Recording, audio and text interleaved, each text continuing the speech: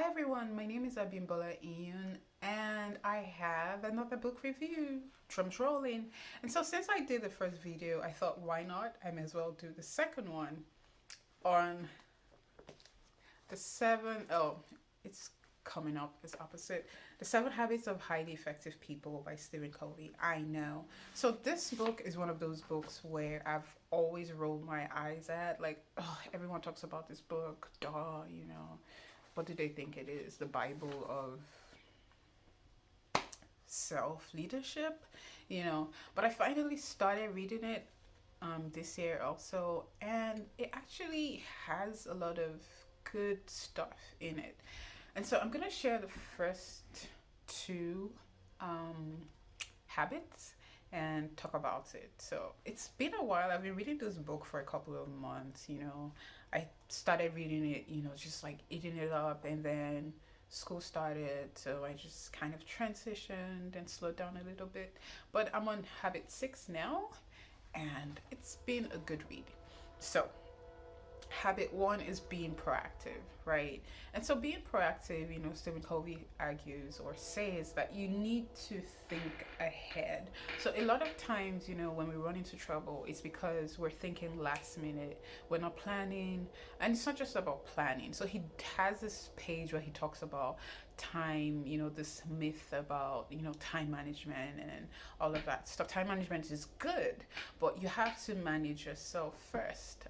So he goes down to talking about values. So your values will actually drive how you plan, what's most important to you, right? So I'm sure a lot of people have seen, this table that talks about, what's important, what's urgent, what's not urgent or not important that we pay attention to, And Stephen Covey says we spend a lot of time doing things that are not important, right? And the important things we leave to the last minute, and this is where we fall into trouble a lot of times. So long-term things that are going to have a long-term impact in our lives we tend to procrastinate on, and then the little things that are short term, and they seem urgent, they seem like, oh, if I don't do this now, it's going to be the end of the world. This is why we invest a lot of our time in, and that is a problem.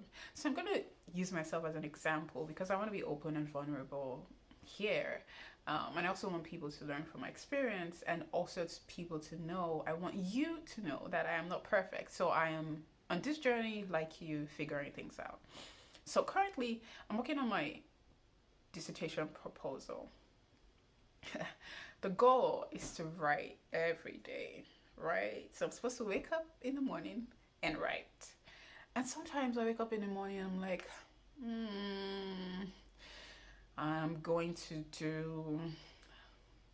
go on Instagram, or whoa, I have this is one thing I've also learned from watching and reading other things on self-leadership is we waste a lot of times going for meetings that we actually shouldn't be going for. So sometimes I'm like, oh, I have this meeting, and I know that the best time I can work is in the morning. I'm a morning person. This is the time I'm most productive, and this is the time I produce my best work when I'm writing, right? So naturally I shouldn't be putting meetings too early in the morning, not because those meetings are not important to me, but because even when it's, let's say, after 11 a.m., I'm still sharp enough, I'm still present enough to attend a meeting, right? But after that time, I'm not completely very present to write.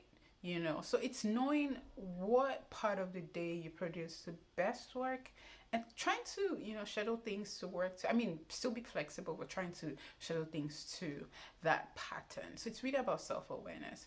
But so urgent meeting, right? The meeting is urgent, but it's not important. On the long run, how much is that going to help me finish my proposal?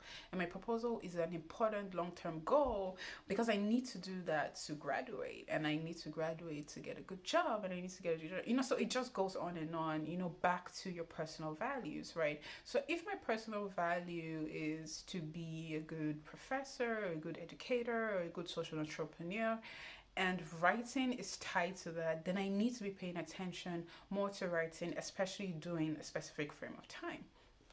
So Habit two is begin with the end in mind. Begin with the end in mind, right? And so, again, this goes back to knowing self awareness. And you can't know everything. You can't know, the future is not, um, certain. Like, you're not a seer. Some people are, which is good.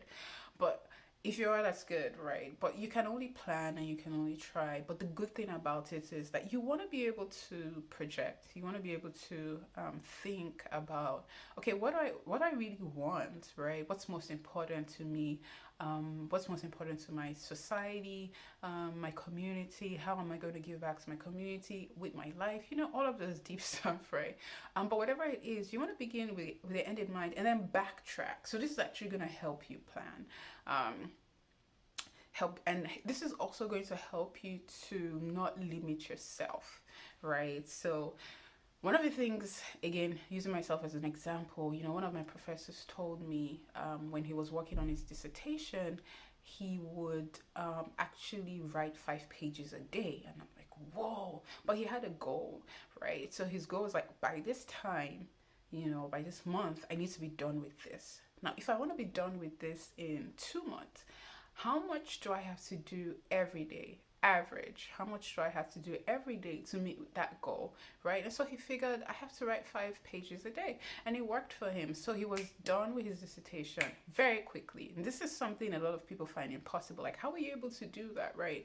So beginning with the end in mind helps you to go big, but also go reasonable, right? So again, you don't want to. I do this sometimes. You don't want to overwhelm yourself with such a big goal that you feel, not a big goal, with such high standards that you feel so overwhelmed, you're not even motivated to start. So begin with the end in mind, but make small concrete steps to start, right? So for someone who hasn't built the habit of writing, you want to maybe start. Oh, I'm going to write maybe 1 page a day. I'm going to write a paragraph a day. You're tricking your mind into saying, "Oh, we can do that." And usually, this is the feedback I've gotten from a lot of people who have built a habit of writing. Usually, if you start with a paragraph, you end up writing a page because your mind goes into that flow. So whatever it is for you, begin with the end in mind, but find small actionable steps that you're actually motivated enough to start. Now, three, put first things first. Yep, put first things first. So again, you don't. This goes back again to that table, right? You want to do what's important first. You want to think ahead and make sure that you're paying attention to what's important. So he talks about, when he talks about being proactive, he says people who are proactive don't react. They're not reactive, right? And this goes back to putting first things first, right? When you put first things first, you don't react to everything. Like, let's say shopping, right? There's a sale and it's like 80% off. And oh my gosh, I don't know if I'm ever gonna get this deal anymore. But do you really need that? So what's your financial goal? How much are you trying to save every month? Why are you trying to save and all of that stuff? If you put that in mind, it's gonna guide your decision. So you're not reactive, you're actually making deliberate decisions, right, to get to your goals every day or as much as possible. So that's all I have on the 7 Habits of Highly Effective People. I would encourage you to go ahead and read the book. Let me know what you think if you've read it already. And I will see you